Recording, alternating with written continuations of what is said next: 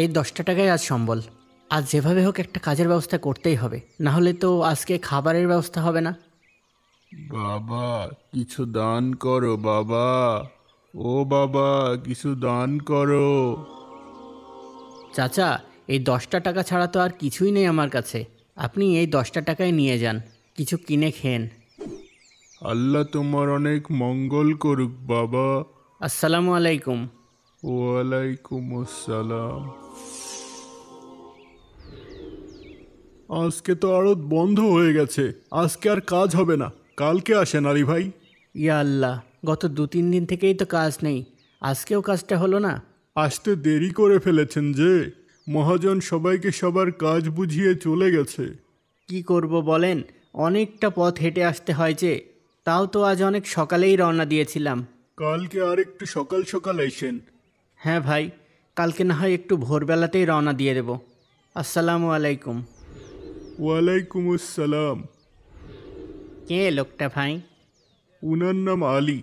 ওই পাশের গ্রামে আরব পাড়ায় থাকেন। অভাব অনটনের সংসার, কিন্তু দানের হাত মাশাল্লাহ। সব সময় দেখি আল্লাহর ইবাদতের প্রতিযোগিতাতেই ব্যস্ত থাকেন।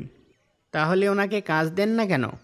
কাজ তো দিতেই চাই, কিন্তু ওই যে আসতে একটু দেরি করে ফেলে, ততক্ষণে আবার মহাজন চলে যায়। আচ্ছা, আমি কাল মহাজনকে বলে দেব যেন উনার জন্য কাজের ব্যবস্থা রাখে। কিন্তু আজকের দিনটা চলবে কিভাবে? গত 2-3 দিন কাজ নেই, আজকেও কাজটা পেলাম না। এদিকে পকেটে তো একটা টাকাও নেই, তাহলে আজ বাজার করব কিভাবে?